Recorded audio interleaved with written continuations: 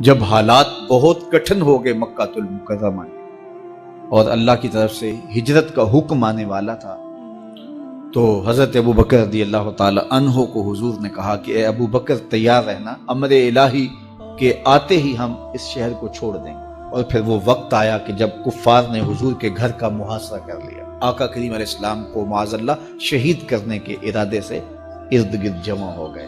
آقا کریم علیہ السلام نے ہاتھ میں خاک پکڑی اور سورہ یاسین پڑھتے ہوئے ان کی آنکھوں میں جھونکتے ہوئے حضور گزر گئے اور انہیں پتہ بھی نہ چلا، اور وہ مکان کا محاصرہ کیے ساری رات کھڑے رہے۔ صبح بستر سے حضرت علی المرتضیٰ اٹھے، اللہ اکبر، تو آقا کریم علیہ السلام نکل گئے اور حضرت ابو بکر صدیق کے گھر تشریف لے گئے۔ اب دروازے کو دستک دینے لگے تو آواز آئی، حضور میں حاضر ہوں۔ حضرت ابو بکر صدیق تیار کھڑے تھے، تو کہا ابو بکر تم تیار ہو؟ کہا حضور آپ نے کہا نہیں تھا کہ تیار رہنا، کبھی ہجرت کا حکم آ سکتا ہے تو میں تو اس دن سے ہی تیار رہتا ہوں کہ کب حضور آئیں اور جو فرمائیں میں وہی کروں۔ اور پھر وہاں سے لے کے حضور کو وہاں تک گئے، اور جبل سور کی چوٹی پر وہ غار ہے، اللہ اکبر، اس غار میں جانے سے قبل حضور کو باہر بیٹھنے کا کہا۔ عرض کی حضور ذرا میں غار کے اندر کے ماحول کا جائزہ لے لوں۔ غار کے اندر اترے، پہلے اس کو صاف کیا غار کو، پھر دیکھا جگہ جگہ سوراخ تھے، تو اپنا امامہ پھاڑ کے قمیض اتار کے اس کے ٹکڑے کر کے ان سوراخوں میں کپڑا دے دیا۔ 2 سوراخ ایک روایت کے مطابق، اور ایک روایت کے مطابق 1 سوراخ بچ گیا، اس میں اپنی ایڑی رکھ دی، اور پھر آواز دی جان عالم اندر تشریف لائیے۔ تو آقا کریم علیہ السلام غار میں چلے گئے تو سیدنا صدیق اکبر رضی اللہ تعالی عنہ نے اپنی گود میں آپ کا سر رکھا اور حضور لیٹ گئے۔ اللہ اکبر، کیا منظر ہوگا! صدیق اکبر نے حضور کو دیکھا اور جی بھر کے دیکھا، اور ایسا دیکھا کہ کوئی اور شریک بھی نہیں تھا۔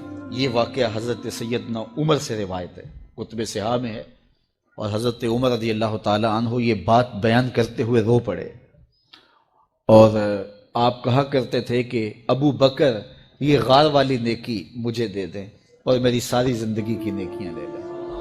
اللہ اکبر۔ تو حضور علیہ السلام حضرت ابو بکر صدیق کی آغوش میں ہیں۔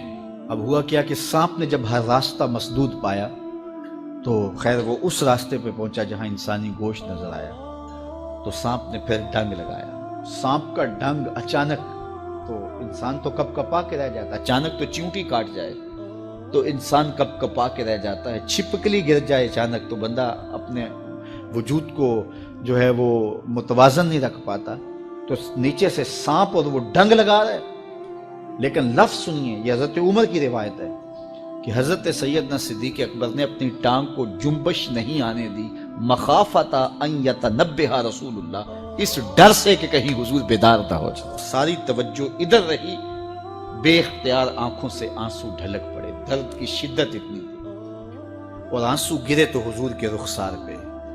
آقا کریم بیدار ہو گئے۔ بیدار ہوتے ہی میرے حضور نے کہا، مالک یا ابا بکر، ابو بکر کیا ہوا؟ تو یہ ہوتی ہے ہنگامی صورتحال۔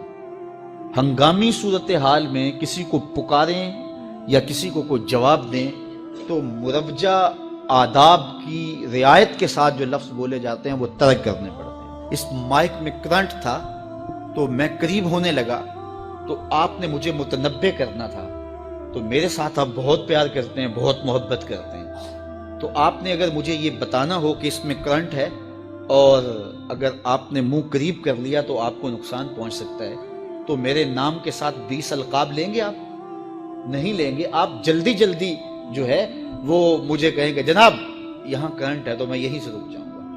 یہ تو ہے کہ آپ میرے لیے کر رہے ہیں، اور اپنے لیے کسی کو پکاریں تو پھر بھی یہی بات ہے۔ اللہ اکبر۔ اب حضور نے جب کہا نا مالک یا ابا بکر، ابو بکر کیا ہوا، تو اب ہنگامی صورتحال تھی نا، تو فوراً کہتے لدغتو، ڈسا گیا، مجھے سانپ نے ڈس لیا، فوراً یہ کہتے نا۔ لیکن حضرت ابو بکر تیری محبت پہ قربان، کائنات میں آپ نے ایسا عاشق نہیں دیکھا ہوگا، سانپ ڈنگ پہ ڈنگ لگا رہا ہے اور ٹانگ شل ہو گئی ہے، زہر سرایت کر گیا ہے۔ حضرت ابو بکر نے جواب دیا، لدغتو فداکا امی و ابی یا رسول اللہ، حضور میری ماں بھی آپ کے قدموں پہ قربان، میرا باپ بھی آپ کی راہوں پہ نچھاور، مجھے سانپ نے ڈس لیا ہے۔ تو اس مشکل وقت کے اندر بھی ادب کا کرینہ نہیں چھوڑا۔ جب معراج کا واقعہ ہوا تو یہ بہت عجیب و غریب واقعہ تھا۔ تو آقا کریم نے جب اعلان کیا کہ بتایا کہ اللہ نے یوں مجھے خلوتوں میں بلایا، تو قریش نے سمجھا کہ اس سے بڑھ کر اور موقع کیا ملے گا پروپیگنڈے کا۔ تو کہا ابو بکر کوئی نئی بات سنی ہے؟ کہا تم سنا دو۔ کہا اگر کوئی کہے کہ رات کی مختصر تنہائی میں مسجد حرام سے مسجد اقصیٰ تک پہنچا ہوں، پھر وہاں سے واپس بھی آ گیا ہوں، تو بات ماننے میں آتی ہے؟ آپ نے برجستہ کہا بالکل ماننے میں نہیں آتی۔ اتنے مختصر وقت میں مسجد اقصیٰ جائے اور پھر پلٹ کے بھی آ جائے، کم از کم 2 ماہ چاہیے۔ 1 مہینہ جاتے ہوئے لگتا ہے، 1 مہینہ آتے ہوئے لگتا ہے، کوئی چھو کے بھی آئے تو 2 ماہ چاہیے۔ تو سمجھا کہ لوہا خوب گرم ہو گیا، اب چوٹ ٹکانے پہ بیٹھے گے۔ کہا ماننے میں نہیں نہ آتی؟ کہا بالکل نہیں ماننے میں آتی۔ تو کہا پھر تیرا یار ہی تو کہتا ہے۔ تو حضرت ابوبکر صدیق نے فرمایا وہ واقعی کہتے ہیں؟ ہاں ہاں ہاں انہی کا کہنا ہے۔ تو حضرت ابوبکر بولے لئن قالہ فقد صدق فاصدق، اگر انہوں نے کہا ہے تو سچ کہا ہے، میں تصدیق کرتا ہوں۔ کہا ابھی تو تم کہہ رہے تھے کوئی کہے تو ماننے میں نہیں آتا، کہا کوئی کہے تو اب بھی نہیں مانوں گا، وہ اس سے بھی عجیب کہے تو مان لوں گا۔ اللہ اکبر۔ فبذالک سمی صدیق، علماء نے لکھا یہ وہ وجہ تھی جس کی وجہ سے آپ کو صدیق پکارا جانے لگا، معراج کی تصدیق کی اور صدیق کہلائے۔ صدیق تصدیق سے بھی ہے، اور ساری زندگی آپ نے جھوٹ زبان پہ نہیں آنے دیا۔ آپ کی طبع میں جو صداقت رچی وسیع تھی، بلکہ ایک مشکل وقت آیا آپ پر، وہ جب حضور علیہ السلام کو اللہ کا حکم ہوا اور ہجرت کر کے حضور مکہ سے مدینہ کی طرف عازم سفر ہوئے، تو حضرت سیدنا صدیق اکبر رضی اللہ تعالیٰ عنہ ساتھ تھے۔ مکہ المکرمہ سے جو مدینہ المنورہ ہے وہ شمال کی جانب ہے، اور غار ثور مکہ المکرمہ سے جنوب کی سمت ہے۔ تو آقا کریم علیہ السلام نے سفر کرنا تھا مدینہ شریف کا، تو شمال کی سمت نہیں گئے بلکہ وہاں سے سفر جنوب کی جانب کیا، اور پھر وہاں سے حضور جو ہے وہ 3 دن گزارنے کے بعد مدینہ المنورہ کی جانب روانہ ہوئے۔ یہ سارے ادھر ڈھونڈتے تھکتے رہے، اور حضور وہاں آرام کرتے رہے، اور 3 دن کے بعد جب ڈھونڈ کے ان کو کچھ نہ ملا تو آقا کریم وہاں سے نکلے اور سیدھا مدینہ المنورہ کی جانب عازم سفر ہوئے۔ انہوں نے 100 سرخ اونٹ حضور کی گرفتاری کے لیے انعام رکھا ہوا تھا، تو مختلف قبائل کے لوگ حضور کو ڈھونڈنے کے لیے نکلے تھے کہ بہت بڑا انعام ہے، 100 سرخ اونٹ ملیں گے۔ ایسے لوگ بھی تلاش کر رہے تھے جو حضور کو جانتے نہیں تھے۔ تو راستے کے اندر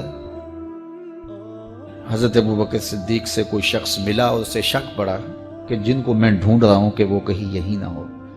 تو اس نے حضرت ابوبکر صدیق سے پوچھا آپ کا نام؟ تو انہوں نے کہا میرا نام عبداللہ ہے، ابو بکر ہوں۔ تو اس نے پھر حضور کا پوچھا۔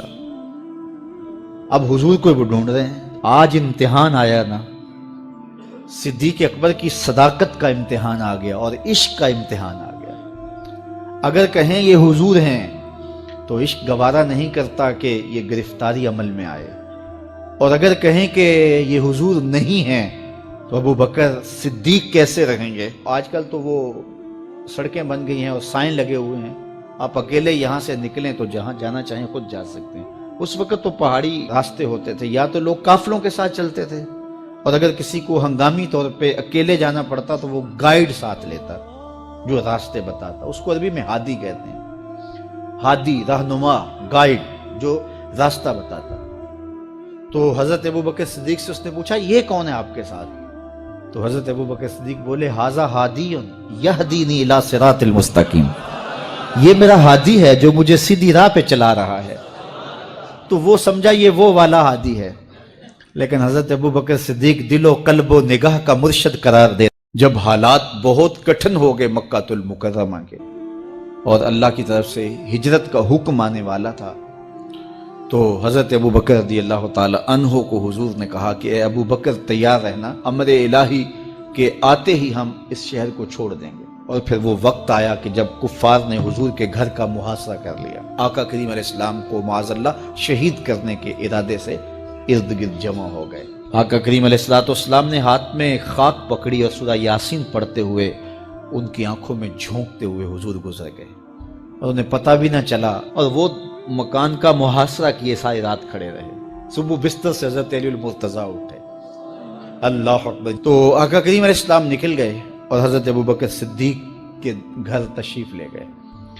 اب دروازے کو دستک دینے لگے تو آواز آئی، حضور میں حاضر ہوں۔ حضرت ابوبکر صدیق تیار کھڑے تھے، تو کہا ابوبکر تم تیار ہو؟ کہا حضور آپ